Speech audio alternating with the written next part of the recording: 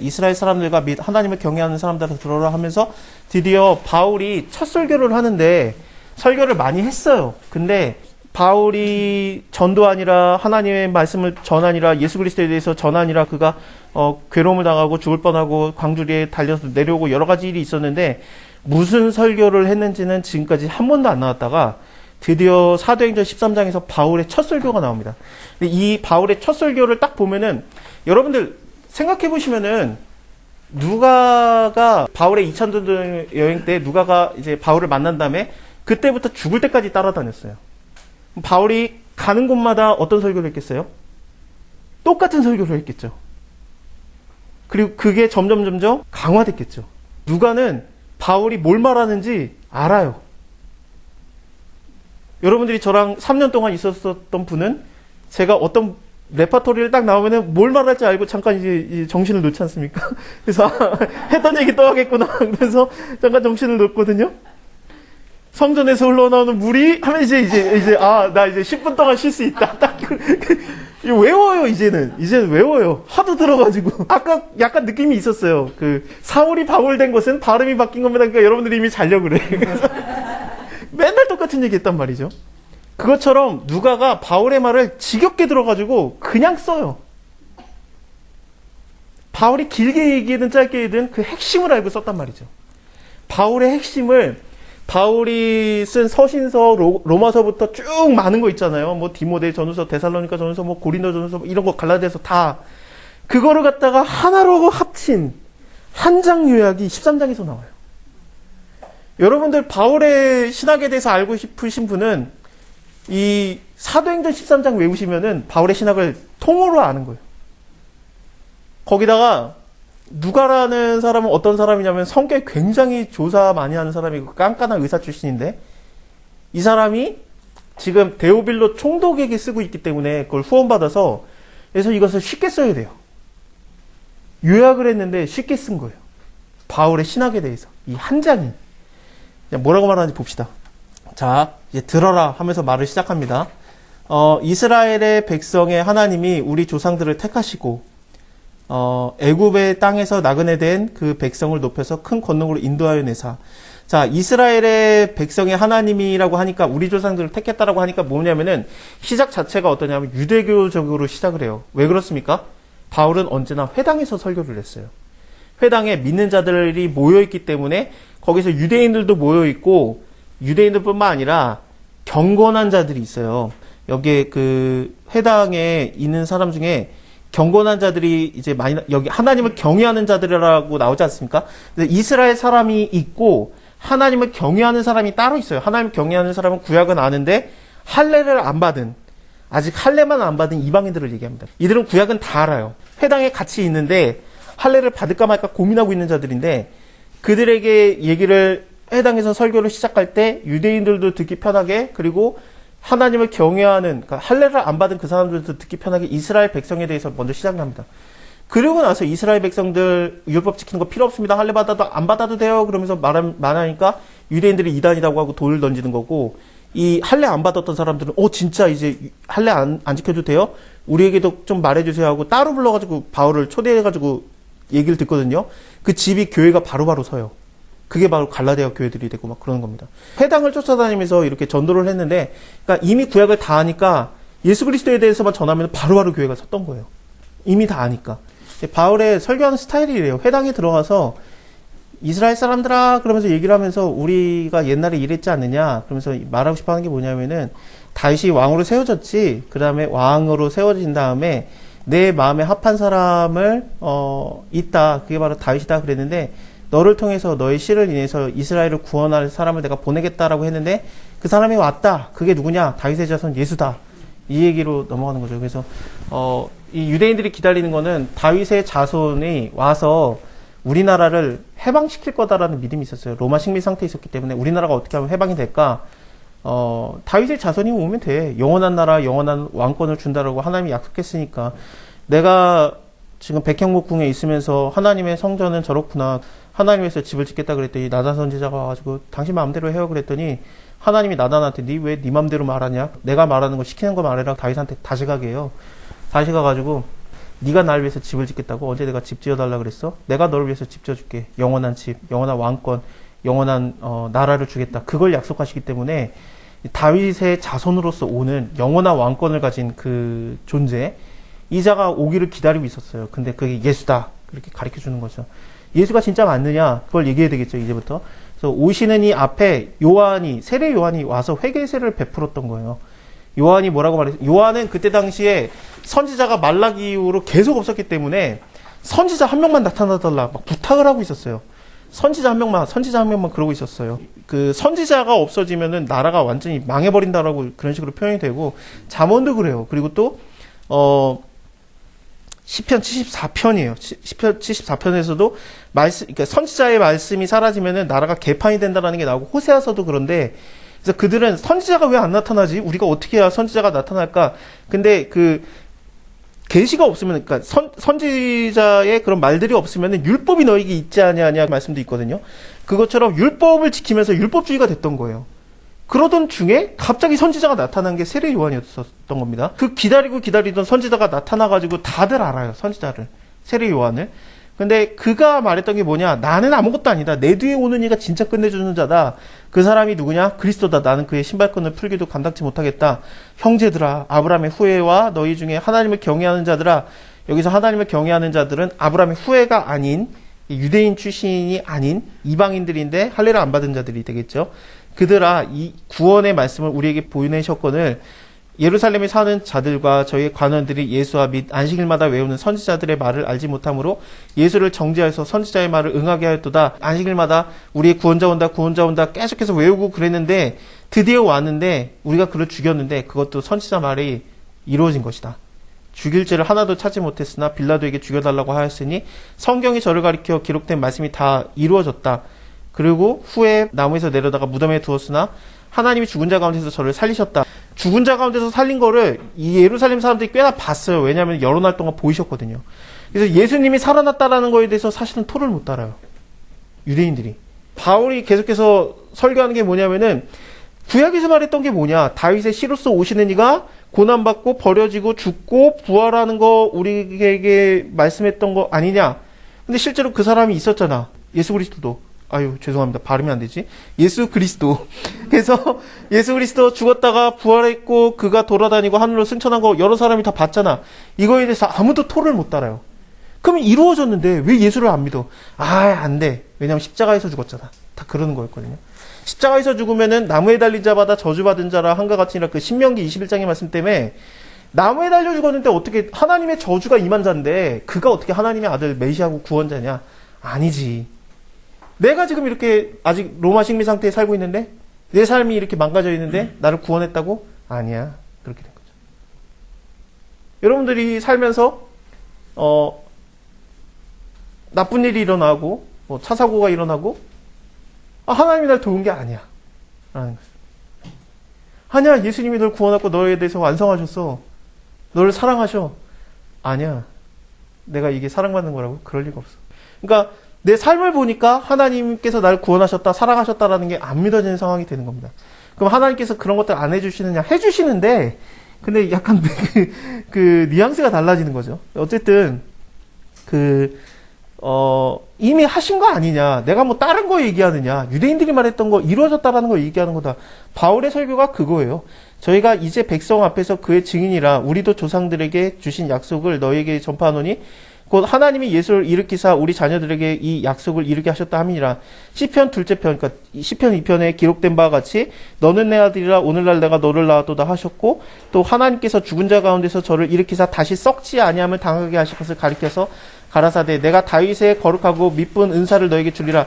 이사야서 55장의 말씀인데 이 썩지 아니하리라라는 것을 실제적으로 문자 그대로 이루어졌다라고 생각을 못했어요. 너를 썩지 않겠다. 죽음을 당하게 하지 않을 것이다. 너를 음부에 버리지 않을 것이다. 썩지 않을 자로 여기리라라는 거, 시편의 16편 10절에서도 이는 내 영혼을 음부에 버리지 아니하시며 주의 거룩한 자로 썩지 아니하게 하실 것입니다. 이것이 문자적인 해석이라고 생각을 안 하고 그냥 그 문학적이라고 생각을 했었는데, 바울이 말하는 건 뭐냐면 이게 문자적인 예언이었다는 거죠. 그래서 문자 그대로 정말로 썩지 아니함을 당하는, 부활이 일어난 거예요. 그러므로 형제들아 너희가 알 것은 이 사람을 힘입어서 죄사함을 너희에게 전하는 이것이며 또 모세의 율법으로 너희가 의롭다 하심을 얻지 못하는 모든 일에도 이 사람을 힘입어서 믿는 자마다 의롭다 하심을 얻는 것이라.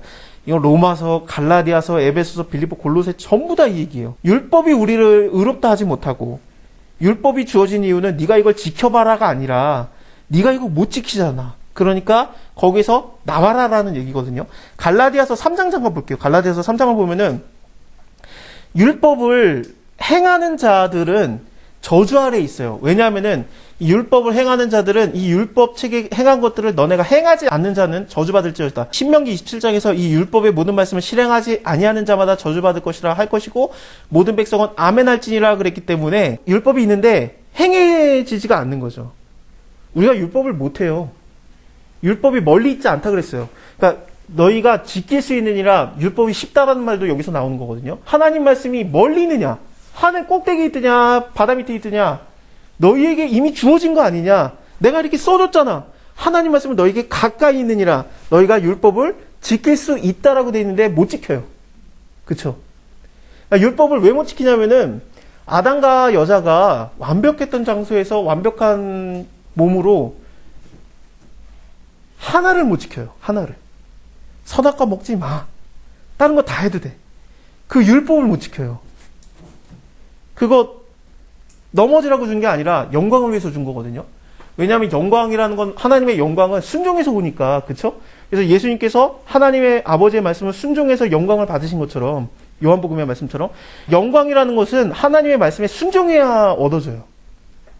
우리는 하나님께 어떻게 영광을 돌립니까? 죽으라고 해도 죽으면 영광이에요.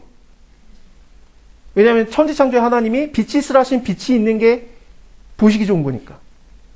먹지 말라고 했는데 먹으면 그게 영광이 아닌 거예요. 그래서 영광이 뺏기는 거예요. 왜 선악과를 주고 먹지 말라고 하냐면 그거를 지킴으로써 하나님께 영광이 돼요. 아담이 그거를 무너지면서 선악과를 먹으면서 하나님 말씀을 거부하면서 영광이 뺏긴 거예요. 순종을 안 했으니까 영광이 없잖아요. 하나님의 영광이 이르지 못하잖아요. 그래서 영광이 뺏기고 그게 사단한테 넘어간 겁니다. 아담에게서 뺏은 거예요. 그래서 예수님 오셨을 때 사단이 하는 게 뭡니까? 세상의 모든 영광을 다 보여주고 나에게 절해라. 내가 다 줄게. 왜냐하면은 아담에게 뺏은 영광이 있으니까. 예수님이 거짓말하지 말라 안 해요. 영광이 있는 걸 알아요. 세상의 공중권세 잡은 자예요. 네가 사단이 말하는 건 네가 죽을 필요 없다. 하나님의 아들인데. 내가 그냥 줄게. 근데 그거에 오케이 하고 그러면 어떻게 됩니까? 그러면은 하나님 말씀을 순종하지 않는 거예요. 왜냐하면 하나님 말씀은 뭡니까? 아들은 죽어야 된다니까. 십자가에서 죽어야 된다. 저주받아 죽어야 된다. 그거니까 그거를 순종하는 게 영광을 얻는 거지. 그것을 거부하고 사단한테 그냥 달라고 하는 건 영광을 얻는 게 아닙니다. 근데 지금 우리는 어떠냐? 다 망가진 상태예요. 이 땅은 에덴 동산이 아니고 광야입니다. 힘들어요. 예수님이 그래서 광야에서 시험 받으신 거예요. 아담은 완전한 장소 에덴에서 시험을 받은 거고 예수님은 완전히 무너진 장소 광야에서 시험을 받은 거예요. 그래서 똑같이 하나님의 아들이거든 똑같이 하나님의 아들이거든 해봐라. 먹어봐라. 그 얘기가 나오는 거고 영광 얘기 나오는 거고 떨어져 봐라. 하나님 말씀 얘기 나오는 거고 하나님 말씀에 먹지 말라고 하더냐? 근데 여기서도 하나님 말씀에 네가 뛰어내려봐라. 너의 발을 맞추리라. 하나님 말씀으로 비꼬는 이 대결이 나오는 거거든요. 예수님은 그걸 이기는데 우리는 못 이겨요. 율법은 있는데 율법은 우리에게 저주같이 작용을 합니다. 율법이 나쁘다는 게 아니라 율법은 범법한 자를 인해서 너에게 주신 것이라고 나와요. 그래서 너희가 너무 죄를 많이 지니까 안 되겠다 싶어가지고 법을 너무 범하니까 그래서 더한 것이지 천사들로 말미암아 중보의 손을 빌어서 베푸신 것이지 약속하신 자손이 오면은 그거 필요 없다라는 얘기를 바로 해요. 왜냐하면 예수님이 율법을 다 잃어버리니까. 그러니까 저주 아래 우리가 놓여 있는데 율법 때문에. 근데 이 율법에서 자유롭게 된 것은 예수님이 그 율법의 저주를 갖다 혼자 다 받아버리니까. 이것을 믿으면 그게 의인이 믿음으로 말미암아 살리라 한과 같은 이라가 되는 겁니다. 저주받은 거 맞다. 예수님이 저주 받았지. 기록된 바 나무에 달린 자마다 저주 아래 있는 자라 하였습니다. 우리를 속량하기 위해서 예수님이 저주를 받은 거예요. 근데 유대인들은 어떻게 생각하냐면은 예수 죽었다 살아난 건 알아. 근데 나무에 달렸었잖아. 그러면은 예수는 하나님의 아들이 아니야 그렇게 생각하는 거죠. 왜냐면 저주받은 자니까. 근데 바울은 뭐라면은 저주받은 거 맞아. 우리를 위해서 저주받은 거야. 근데 이거는 아브라함에게만 복이 임한 게 아니라 이방인에게도 복이 미치게 하는 것으로 오는 겁니다. 이방 사람들이 믿음으로 말미암아 의롭게 되는 것을 성경이 미리 알고 먼저 아브라함에게 복음을 전하되, 아브라함에게 율법을 전한 게 아니라 아브라함에게 복음을 전하되 모든 이방이 너로 인해서 복을 얻으리라 한것 같으니. 그러니까 복을 얻는 게 아브라함과 함께 믿음으로 말미암는 자들은 믿음이 있는 아브라함과 함께 복을 받았느니라. 그래서 아브라함이 믿음의 조상이 되는 거예요. 율법의 조상이 아니라. 근데 이 아브라함이 복을 그냥 받은 건데 자기 스스로가 이방인이에요. 왜냐하면 갈대아우르 출신이니까 바벨론 사람 출신이에요. 바벨론 사람이 구원받았다 하면 여러분들 구약에서 좀 이상하지 않아요? 아브라함이 바벨론 출신이에요. 얘 이방인 출신이에요. 그거다. 율법으로 말미암은 게 아니잖아. 왜냐면 율법이 언제 옵니까? 430년 후에 생기지 않느냐라는 거죠. 무슨 상관이야? 그러니까 언약이 주어진 거랑 율법을 갖다 붙이지 말라라는 거예요. 전혀 다른 장르니까. 구원에 대해서 얘기하는 건데. 구원이, 아브라함이 구원을 받은 게 율법은 430년 후에 생겨. 무슨 상관이야, 율법이. 율법이 상관없는 거라니까? 그 얘기를 하는 거죠. 율법으로 너희가 의롭다 하심을 받지 못한다. 모든 일에도 이 사람을 힘입어서 믿는 자마다 의롭다 하심을 얻는 것이니라. 이거를 그래서 갈라디아서, 로마서 뭐 전부 다 이 얘기를 하는 겁니다. 바울이. 이거를 한 절로 지금 줄인 겁니다. 그런즉 너희는 선지자들로 말씀하신 것을 너희에게 믿을까 삼가하라. 일렀을 때 보라 멸시하는 사람들아 너희는 놀라고 망해라. 내가 너희 때에 당하여서 한 일을 행할 것이니 사람이 너에게 이를지라도 도무지 믿지 못할 일이라. 저희가 나아갈 때 사람들이 청해요. 경건한 기독교인들이 청하는 거겠죠. 당연히 유대인들은 어떻습니까? 이것이 폐회된 후에 유대인들과 유대교에 입교한 사람, 그 경건한 사람들이 많이 바나바라 바울을 쫓는데 이 유대인들을 44절에 보면 비방해요. 그러면서 시기하고 가득해서 바울이 말한 것을 변박하고 비방하고 막 그러는데, 그러니까 유대인들을 열받는 거예요. 우리가 지금까지 한 게 어딘데. 4,000년에 걸쳐서 우리가 율법을 잘 지키겠다고 노력하고 할례 받고 다 했고 열심히 살았는데 우리가 한 거는 아무것도 아니고 구원과 상관없고 그냥 예수 믿으면 된다고?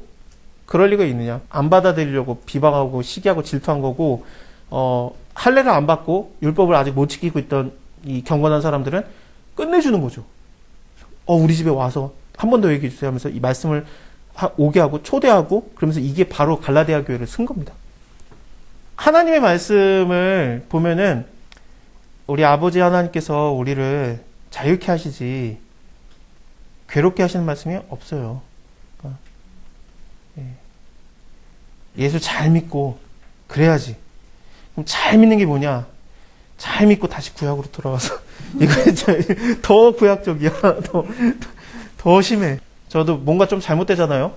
그러면은 당장에 내가 하나님한테 뭘 잘못했지? 딱 그 생각이 들어요. 이번 주에 내가 뭘 했지? 그 생각이 딱 들어요. 그래요, 진짜. 우리가 뭔가에 대한 대가로 생각을 해요, 자꾸. 굉장히 불교적인 생각 아닙니까? 네가 이걸 했으면 인과응보로 이거 당한다. 근데 예수님께서, 하나님께서 하시는 일들은 네가 죄인이든 의인이든 내가 너를 불렀으면 내가 너를 반드시 구원할 거야. 네는 그래서 의인이야. 내가 너를 의인이라고 보거든. 그건데, 네, 너와 나의 관계다라고 하지. 근데 너가 뭘 잘한다는 게 아니다라는데 뭘 잘해야 우리가 하나님의 아들이 되는 줄 알고, 뭘 잘못하면 벌 받는 줄 알고, 정령 죽으리라 그거에 무서워가지고 벌벌벌 떨고, 뭐 좀 잘못되면은 집사님 기도가 모자라서 그래. 일주일 금식 기도를 한번 해봐. 배고프지 그러면.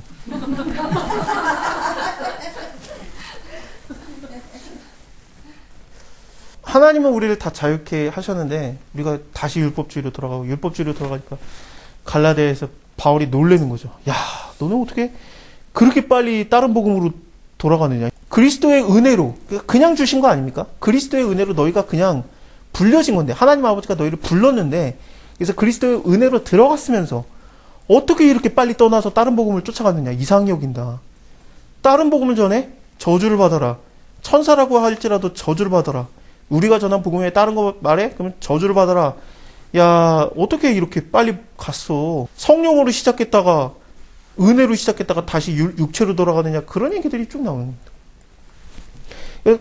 우리에게 가진 예수 안에서 우리가 자유를 얻었는데 그 자유를 엿보고 우리를 종으로 삼고자 들어온 자들이 있다라고 해요. 거짓 형제들이.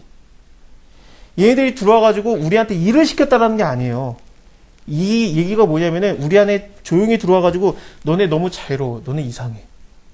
할례 받아야지. 안식일날 왜 일을 해? 돌아다니지도 마. 그런 거죠.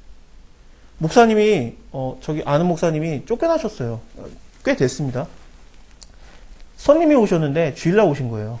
예배 다 끝나고 손님이 오셔가지고 식당에 가서 드셨대요. 그 손님이랑. 성도가 그걸 보고 교회에다 고발을 한 거예요. 우리 교회 목사님이 그러니까 주일날, 쉬는 날, 안식해야 되는 날, 안식을 안 하고 있는 사람의 식당에 가서 돈을 내고 사 먹었다. 그 이후로 쫓겨났어요. 아니, 구약보다 더 심해, 이거는. 물론 다른 이유가 있었겠지. 그래서 그게 빌미가 됐겠지만. 근데, 어떻습니까? 우리가 지금 우리 화요일날 하는 게 서로 싸우지 말라. 그 얘기가 이제 하나님께서 우리에게 하는 얘기인데, 그렇습니다. 우리가 되게 율법적으로 다시 이게 종으로 다시 삼고자 하는 거. 베드로도 내가 책망했었다. 면책하다라는 게 뭐냐면은 얼굴을 보고 책망하다예요. 베드로는 그 할례자에게 보내줬고 나는 이방인에게 보내진 사도인데 베드로는 유대인에게 보내진 사도고 나는 이방인에게 보내진 사도고 내게 주신 은혜를 알므로 그 베드로가 알았다는 거예요. 서로 악수를 했다는 거예요. 교제 악수를 하고 기둥같이 여기는 베드로, 야고보는 여기서 예수님의 동생 야고보입니다. 그리고 게바와 요한도 나와 바나바에게 교제 악수를 청했다. 이거는 사도행전 15장이에요. 오늘 못 볼 것 같아요. 시간상. 다음에 볼 건데 악수를 청했는데 이는 우리가 이방인에게로 저희는 할례자에게로 가게 하려면 그래서 서로 알아요. 근데 게바가 안디옥에 한번 온 것 같아요. 근데 왔는데 책망할 일이 생겼다는 거죠.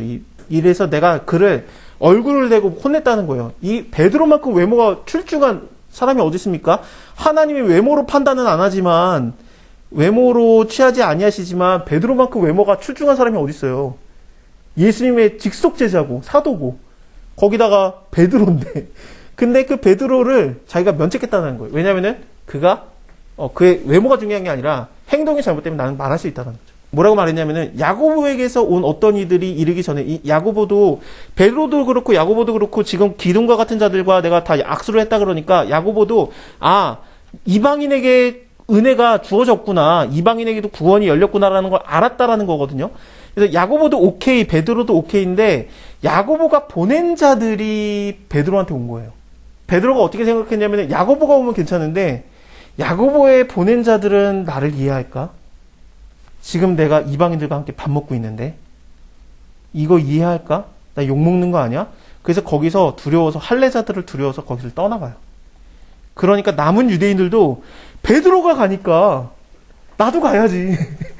거기서 베드로가 있으면은 그래 우리 형님이 있으니까 형님이 다 욕먹어주고 나는 그냥 뒤에 빠져있으면 되는데 형님이 도망갔어. 그럼 나도 따라가야 되지 않겠습니까? 그래서 도망갔는데 바나바가 따라간 거예요. 거기를 또. 바나바도 저희에게 외식에 유혹되어서 갔다. 야, 너네 복음의 진리를 따라서 바로 행하지 않는 자들을 게바도 그렇고 유대인으로서 이방을 쫓고 이제서 이렇게 억지로 이방인들을 유대인답게 살고자 하느냐 하면서 화를 낸 게 나옵니다. 이게 쉽지 않은 거예요. 이게 어려워요. 그 베드로도 그걸 만만치 않게 어렵게 받아들였는데 유대인들은 장난이 아니었죠. 이방인들이 그래 우리에게도 복음이 전해져. 우리도 하나님께 구원받은 자들이 된 거야. 스타일 중요하지 않아. 할례 중요하지 않아. 율법 중요하지 않아. 뭐 규례 같은 게 중요하지 않아. 그러면서 이거에 대해서 기뻐하고 찬송하고 영생을 주시기로 작정된 자는 다 믿습니다.